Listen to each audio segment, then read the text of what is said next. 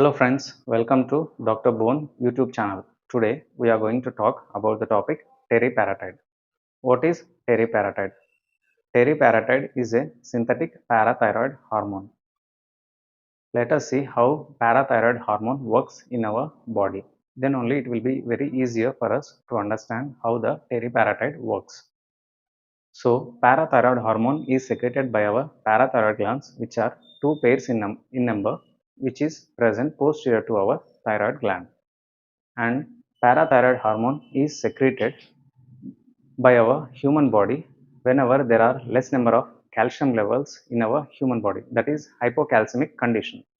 So first it acts on the bone and activates the osteoclast so that it increases the amount of calcium levels in the bloodstream, and it also acts on the intestine for more absorption of the calcium from the intestine. And the third one, parathyroid hormone also acts on uh, our kidneys so that there will be more reabsorption of calcium from the kidneys. So we have seen how the parathyroid hormone works in hypocalcemic condition.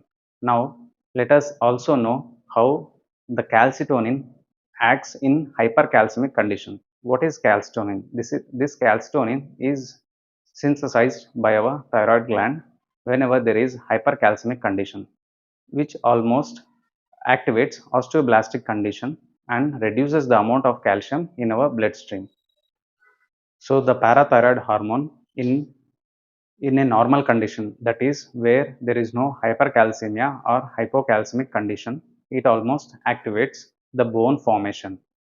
There are two types of cells mainly, that is osteoclast and osteoblast. Osteoblast lifespan is around 100 days, and whereas osteoclast lifespan is around 12 days.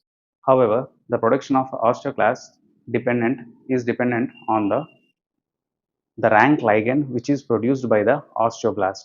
However, in long term, few of the osteoblasts may differentiate into the osteocyte cells. Now we should also know the function of osteoblast, osteoclast also for more information. So osteoblast, which is almost like a building part of our bone, and whereas osteoclast, it almost chews our bone. So this is very important for our bone strength. So depending on the physical forces on the bone, the osteoclast and osteoblast work together for maintaining the strength of the bone. So by now we know everything about the parathyroid hormone and how it works, and we also know the types of cells which are present in our bone and their functions.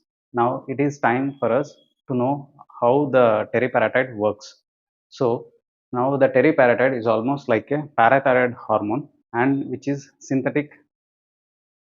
Now osteoclast, they keep on chewing the bone. Osteoblast, they keep on forming the bone. And osteocyte is the differentiated cell of the osteoblast, which can live for months to years. So this osteocyte can produce both rank ligand and sclerostin.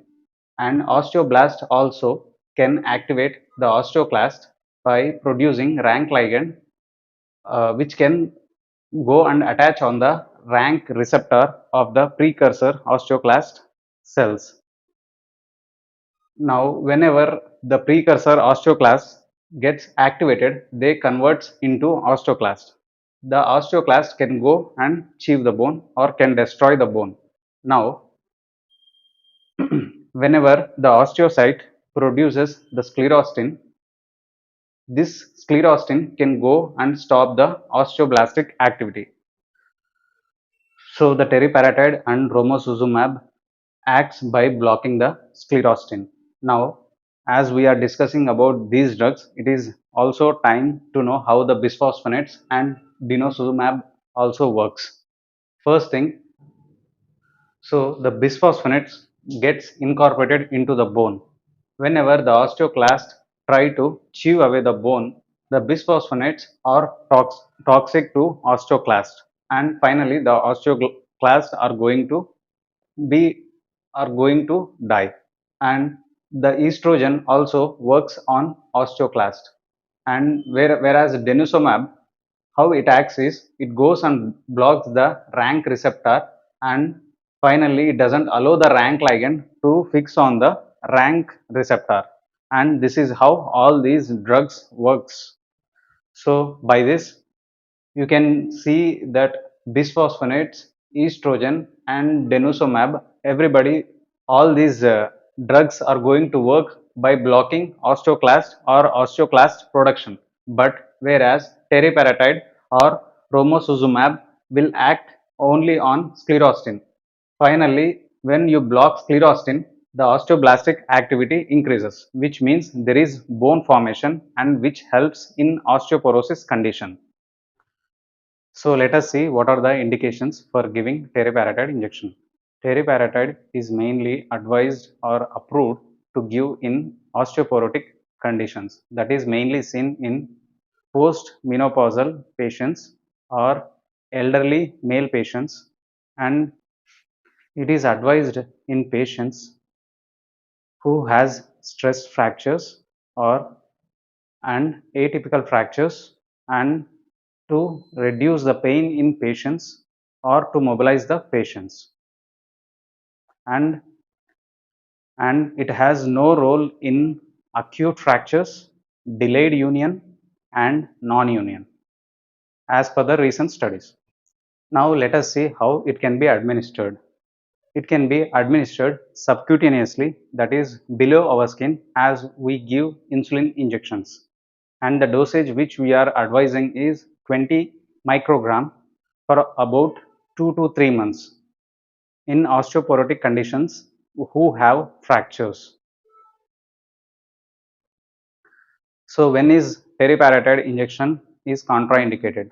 It is contraindicated in hypercalcemic condition and in renal stones and in Paget's disease. So let us see about the duration. So the duration cannot be more than 2 years as per the studies, because when it is tested or when the trials were conducted on rats, whenever it is given more than 2 years, there were chances for osteosarcoma. For that reason, many doctors are not advising the patients for more than 2 years. Now let us see the side effects of giving teriparatide. Teriparatide in few patients might cause giddiness and myalgic pain.